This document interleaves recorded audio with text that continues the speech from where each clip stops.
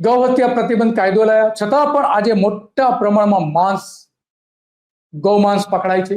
મેનકા ગાંધીએ તો એવું કહ્યું હતું કે ગુજરાતમાંથી ટ્રકો ભરી ભરીને મહારાષ્ટ્રના ગૌ કતલખાનામાં જઈ રહી છે. એવો ભારતીય જનતા પાર્ટીના જ નેતા એ સમય હતા જ્યારે આરોપ મૂકવામાં આવ્યો.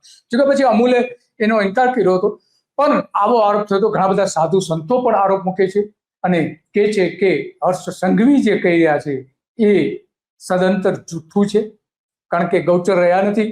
10,000 ગામોમાં આ સમસ્યા છે. જે ગાયની વસ્તી પ્રમાણે ગૌચર હોવા જોઈએ એના 10% પણ અત્યારે બચ્યા નથી.